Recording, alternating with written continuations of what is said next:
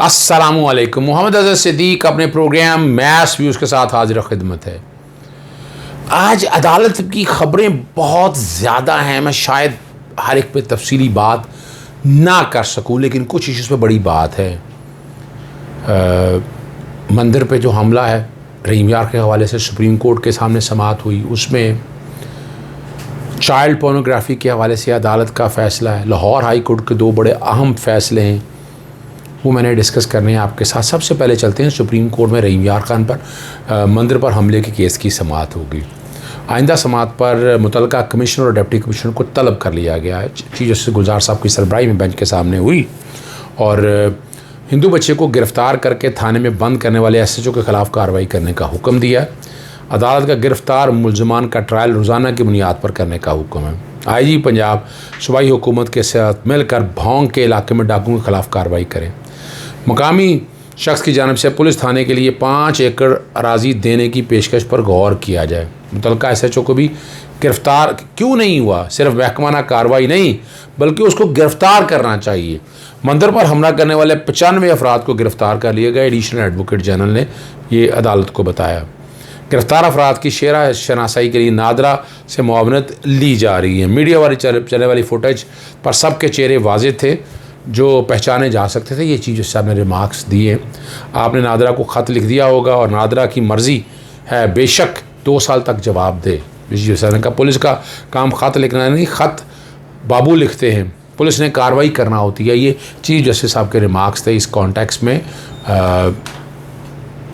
इस केस की आगे समाअत मुलतवी होगी। अगली ख़बर है कि शजीना मेमन को मुल्क बैरून मुल्क जाने की इजाज़त मिल गई है और ट्रायल कोर्ट की इजाज़त से मशरूत कर दिया है। अगर ट्रायल कोर्ट इजाज़त दे तो शजील मेमन को 1 माह के लिए बैरून मुल्क जा सकते हैं और इसके लिए 10 लाख रुपए की ज़मानत जमा करानी होगी। नैब के प्रोसिक्यूटर ने मुखालफत की है और शजीला मेमन ने अदालत को यही बताया कि नाम ECL से निकालने का मैं क्या ही नहीं रहा हूँ और बेटी को बोस्टन यूनिवर्सिटी छोड़ने के लिए सिर्फ 1 बार जाने की इजाज़त दी जाए। ये वकील हैं जो शजीला मेमन के बताएं। और जो नैब के प्रोसिक्यूटर उन्होंने कहा ना कैसे ट्रायल हैम्पर होगा, ये सारी प्रोसीडिंग होगी और इसलिए ये मामला जो है ना सारा छोड़ दिया गया है ट्रायल कोर्ट के ऊपर। आगे चलते हैं और हम अगले केस की तरफ चलते हैं। हमारा जो मकसद है आप तक चीज़ है, सिंध हाई कोर्ट ने जो अदालत ने चेयरमैन पैमरा की जानिब से TV चैनल को मुअत्तल करने के इख्तियारात को गैर कानूनी करार दे दिया। सस्पेंड करने का है, डिवॉल्व हुई है पावर। चेयरमैन पैमरा को इख्तियार दिए हुए हैं बाकायदा अथॉरिटी ने। ये देखना पड़ेगा तफसीली फ़ैसला क्या आता है, लेकिन ये एक बहुत बड़ा सेटबैक है पैमरा के वाले से। पैमरा वैसे ही अभी तक कामयाब नहीं हो सका अदालती मुखालिफ बयानबाजी को, फ़ौज मुखालिफ बयानों को रोकने के लिए। लाइसेंस मुअत्तल करने का इख्तियार सेक्शन पैमरा ऑर्डिनेंस 30 में दिए गए हैं। वो चेयरमैन या किसी अफसर को मुंतकिल नहीं किए जा सकती। अथॉरिटी के हवाले से बात हो रही है। डिटेल जजमेंट अभी आएगी और उस पर बात करेंगे। 24 अप्रैल 2021 को होने वाले पैमरा इजलास की कार्रवाई को भी गैर कानूनी करार दे दिया है। 24 अप्रैल के फैसलों के नतीजे में कई इकदाम जो भी इकदाम किए वो सारे गैर कानूनी तस्वर होंगे। अब ये सुप्रीम कोर्ट यकीनन पैमरा चैलेंज करेगी उस बात को और पाकिस्तान ब्रॉडकास्टिंग एसोसिएशन ने सिंध हाई कोर्ट से ये राब्ता किया था और पाकिस्तान ब्रॉडकास्टिंग एसोसिएशन क्या कुछ कर रही है किसी वक्त फिर तफसीली बात करूँगा। ये बड़ा अहम इशू है जो आपके सामने। ये basically judicial magistrate Sharki Karachi के हवाले से है। 16 साल लड़की को हरासा करना, नाजेबा तस्वीर वायरल करने और ब्लैकमेलिंग का केस है। मुकेश कुमार ने केस का फ़ैसला सुना दिया है। अदालत ने मुलजिम इमरान को मजमूई तौर पर 12 साल की कैद सुनाई है और 1,80,000 जुर्माना भी आयद किया है। अदालत का मुलजिम इमरान को मुतसरा ख़ानदान को 10 लाख रुपए देने का भी हुक्म है। हरासा करने, तस्वीर वायरल करने और ब्लैकमेलिंग करने का इल्ज़ाम था। साइबर क्राइम ने जो है ना मुलजिम इमरान यूनुस को गिरफ़्तार किया था। जो कुछ चीज़ें FIA ने दी हैं कि ये मेरे सामने वो डिटेलें हैं कि विक्टिम का फादर खलील जो उसने रिटन कंप्लेंट फ़ाइल की थी इमरान यूनुस के ख़िलाफ़। केस FIR 24/2020 में हुई थी। सेक्शन है 20, 21, 22, 23, 24। अगर इस तरह आ जाए ना तो ये झूठ जो सब बोल रहे हैं ना कुछ यहाँ हमारे प्रोग्राम हमारे लोगों में किसी ना किसी हवाले से, तो अगर वो एक्शन ले तो ये रुक जाएगा। इदारों के ख़िलाफ़ बातें रुक सकती हैं। यहाँ जो जिक्र किया है 3 साल की सज़ा का जिक्र करते हुए 45,000 सेक्शन 20(1) पीका act prevention of electronic crime act के तहत है सज़ा दी है, और 21 सब सेक्शन 2(b) और c के तहत 3 साल और 45,000 रुपया, और अंडर सेक्शन 24(2)d। अब ये वो जिस किसी ने वो जिक्र किया शायद इन सबको इकट्ठा कर दिया, लेकिन ये सज़ाएँ अलग-अलग दी हैं और ये सज़ाएँ अलग-अलग साथ साथ चलेंगी। आगे चलते हैं अगले केस की तरफ हम। और लाहौर हाई कोर्ट में यौम आज़ादी पर बाजे सीटियाँ और नौजवानों की हल्लड़बाजी ना करने का इकदाम चैलेंज किया है। IG पंजाब और वफाकी हुकूमत को फ़रीक बनाया गया। जस्टिस अनवार हुसैन की कोर्ट में समाअत की बड़ी दिलचस्प समाअत थी यहाँ पर, और उन्होंने कहा कि आपको चीफ सेक्रेटरी की रोल लगा दिया। बहरहाल ये मैं मजाक नहीं ये बात कर रहा हूँ कि ये और ज़िम्मेदार के ख़िलाफ़ कोई एक्शन नहीं लेती। खुशी मकाने का अपना एक तरीक़ाकार है, लेकिन उससे ये आज़ादी छीनी नहीं जा सकती। लेकिन ये जो वल्गर और ये बहुत ज़्यादा हुल्लड़बाजी होती है ये नहीं होनी चाहिए। ये काम तो है आपकी इंतज़ामिया का। सिंध हाई कोर्ट में माजूर अफराद को नौकरी न देने का केस है। अदालत ने असगर की इस दरख्वास्त पर महकमा लाइफ स्टाइक और फिशरीज़ को नोटिस जारी कर दिए हैं। आइंदा सुबह पर जवाब, एक कोटा, ये माजूर अफराद का एक कोटा है, लेकिन अमल दरामद नहीं हो रहा। मैंने बड़ी जंग लड़ी है इसमें, पूरे पाकिस्तान में जंग लड़ रहा हूँ, लेकिन कोई तवज्जो नहीं दे रहा इस पर भी एक अलग अथॉरिटी बनाने की ज़रूरत है।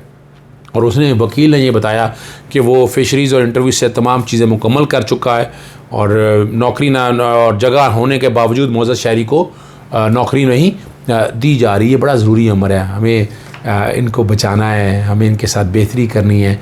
इसी तरह एक और अहम केस है सिंध हाई कोर्ट में, वो अदाकार उमर शरीफ की जायदाद मुंतकिली का तनाज़ा है। तीसरी बीवी को मुंतकिल करने के ख़िलाफ़ उमर शरीफ की दरख्वास्त की समाअत अदम हाज़िरी पर समाअत मुलतवी कर दी है। गैर मुइना मुद्दत के लिए अबूरी हुक्मनामे में तोसी कर दी है। उमर शरीफ ने तीसरी बीवी को गिफ्ट डीड को चैलेंज कर रखा है। ज़री गज़ल को अपार्टमेंट फ़रोख्त करने से रोक दिया है अदालत ने। 2016 में बैंक से कर्जा लेकर अस्करी 4 में अपार्टमेंट ख़रीदा। ये वकील उमर शरीफ ने बताया। उमर शरीफ शदीद अलील हैं, उन्हें भूलने की बीमारी है।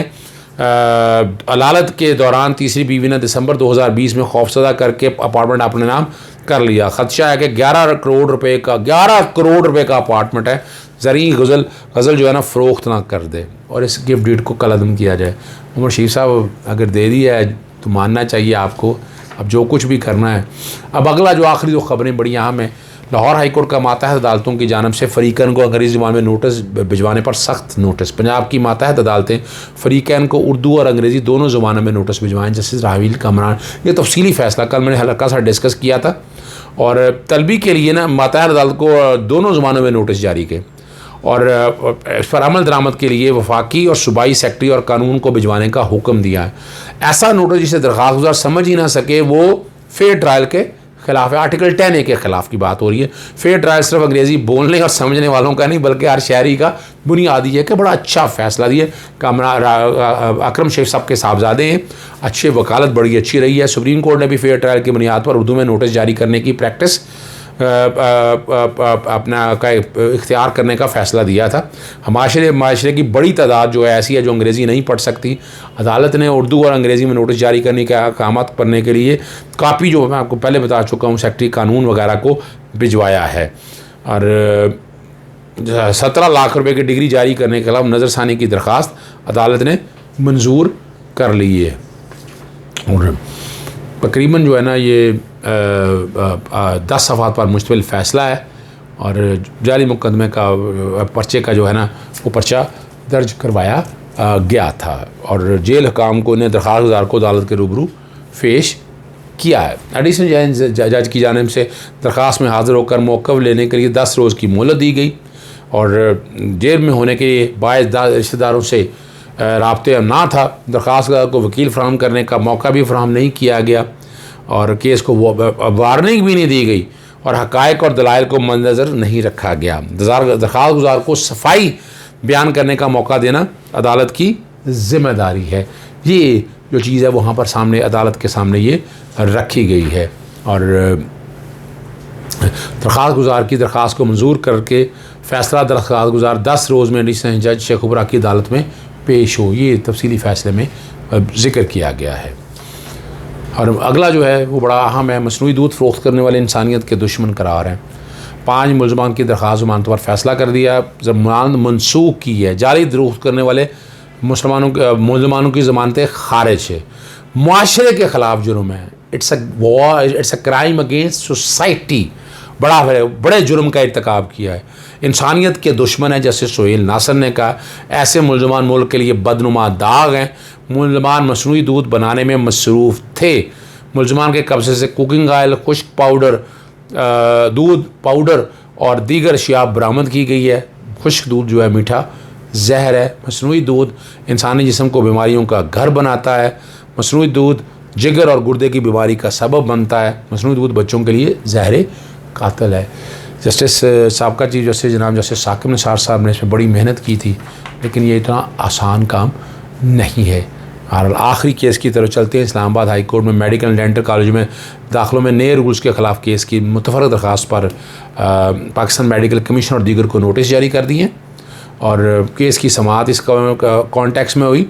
और नए कवानीन का जो है ना, पाकिस्तान मेडिकल कमीशन ने मेडिकल एंड डेंटल कॉलेज में दाखिलों के लिए नए कवानीन का नोटिफिकेशन जारी किया। ये प्राइवेट मेडिकल एसोसिएशन पामी कहलाती है, उनकी तरफ से ये जारी किया था। पीएमसी के नए रूल से मुतालिक नोटिफिकेशन वापस लेने पर हम अदालत से कोई ऑर्डर नहीं मांगते।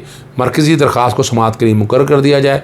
पीएमसी को नए रूल्स पास करने पर उस पर अमल दरामद करने से रोका जाए।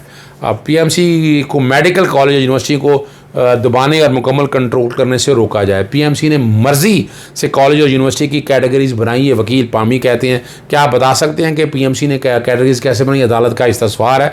कॉलेज और यूनिवर्सिटी को कैटेगरीज पर पीएमसी का इख्तियार ही नहीं है। वकील हैं जो प्राइवेट मेडिकल एसोसिएशन जो है मेडिकल कॉलेजेस की, उनके हवाले से है। मेडिकल एंड डेंटल कॉलेज के ग्रेडिंग का इख्तियार हायर एजुकेशन कमीशन के पास है। रजिस्टर ऑफिस को केस का तहरीरी हुक्मनामा पीएमसी को भिजवाने का हुक्म और सितंबर 16 तक के लिए समाअत मुलतवी कर दी है। इस्लामाबाद हाई कोर्ट के जस्टिस मियां गुल औरंगज़ेब साहब ने समाअत की है। ये मैंने आपके सामने सारी पोजीशन रख दी है, आप यहीं से अंदाज़ा लगा सकते हैं। ये बहुत अहम है।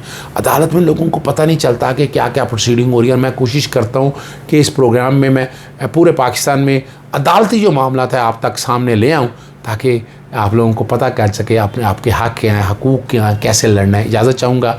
अस्सलामु अलैकुम। अल्लाह हाफ़िज़।